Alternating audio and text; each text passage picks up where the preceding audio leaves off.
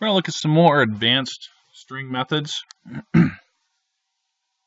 going to start off with the string S. Now is the winter of my discontent. Not read very well, I'm sure.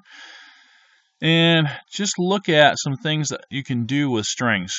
When you get into object-oriented programming, you start to learn more about something called methods. As it turns out, the S as a string is what's known as an object, and there are certain operations that you can perform on that object. And this is where this dot notation comes from. So S you can convert to uppercase, you can convert to lowercase. In the last video, we actually wrote a program called find. It turns out that there is a built-in procedure called find that will look for a character inside of a string. The only difference is that with the built-in version, you only get the first such character n. So if we do find n, it's going to give us the position of that n, the position counting from 0, like you always do in a string. So if you want to find, then say the next instance or another instance, then you have to do find, but you have to start off then where it finds the first one, add 1 to that to go to the next position, and then search to the end of the string. And it turns out that using find, you can look for more than just a character. You can look for an entire word. So we can look for winter. And then the last thing is you can actually have a true or false test. Is the character I in the string S? And it certainly is. So let's run this. String methods. And see what we get. So we convert the entire string to uppercase. And we get the uppercase version of now is the winter of my discontent. And we can convert it to all lowercase. If we find n, then it is 0, 1, 2, 3, 4, 5, 6, 7, 8, 9, 10, 11, 12, the 13th spot. And then if we go search for another n after that, so going from 14, so 14, 15, 16, 17, 18, 19, 20, 21, 22, 23, 24, 25, 26, 27, 28, 29 is the next spot. I probably should have used length of S here instead of length of S minus 1, but I got lucky and it worked anyways. And then if we find winter, that starts at position 11. Counting from 0, and is I in S, that returns the built-in value true, which then you could test in an if statement or a while statement or something like that if you wanted to. Okay, there are other string methods that are very useful for certain kinds of tasks. So for example, there's the strip method, which removes so-called white space or extra characters. Strip will take off blank spaces. It'll take off special characters like this new line character. So we have two strings here, hello world, which is at the end of it we have appended a new line character, and we have goodbye, which has a bunch of blank spaces on the left and right hand edge of it. So I'm going to print S, and I'm going to print s.strip. So print automatically prints a new line. When I print S, that has a new line in it, I should get a blank line in between this and this. And then I call this strip method on hello world. So we'll see what strip does. But strip, what it's going to do is take any white space characters off the left and right hand side of hello world. So it's going to strip off this built-in new line character. And then we're going to print T immediately after that with all of its blanks. And now we're going to see that there's actually a couple of different versions of strip. You can just strip off from the left-hand side or the right-hand side. And so what these are going to do, left strip will take the blanks off the left part of goodbye.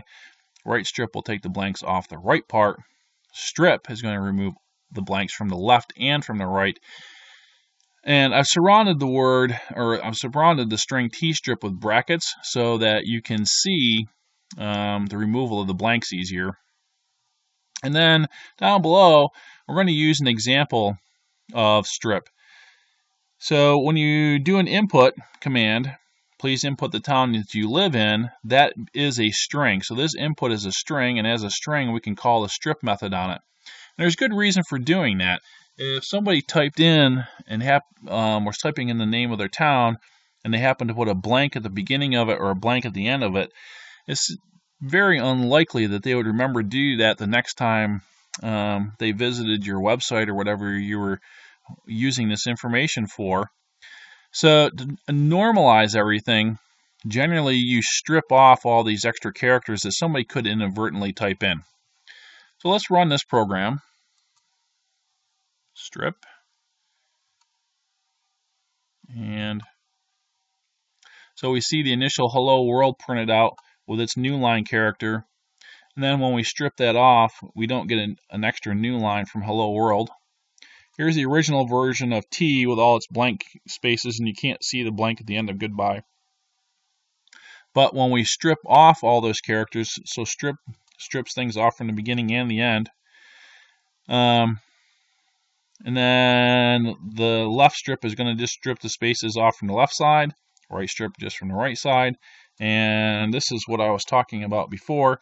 So if I wanted to type in the town that I live in, maybe I put a bunch of spaces in there or some other characters, and I hit a space after ArcPort, and you can't see this on the keyboard, but I'm going to type a bunch of control characters that really ought to be in my input, and hit return, and strip just gives me back ArcPort, which is exactly what you want. You don't want any of those extra characters in the field.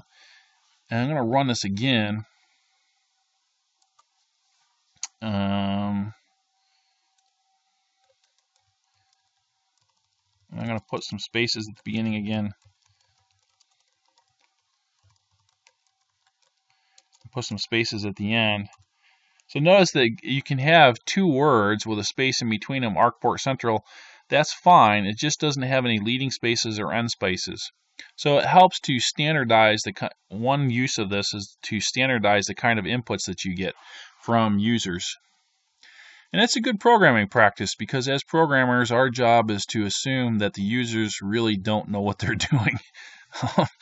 And that's we spend a lot of time as programmers.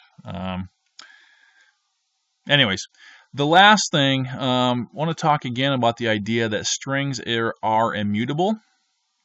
So I have a string that's the same string we've been using, the alphabet in uppercase and lowercase. I'm going to print it out.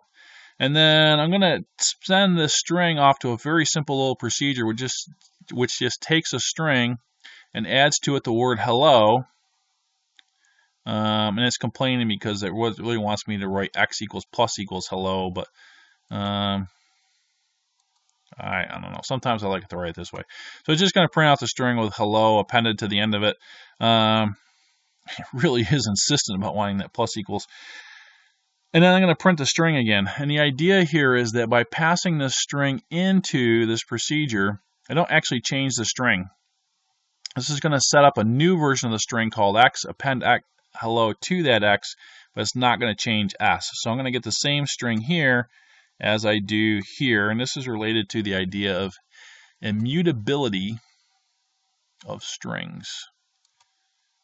So it doesn't matter what I do to this parameter x inside of here, s back in the calling program is going to remain unchanged. All right, so a little more info on strings.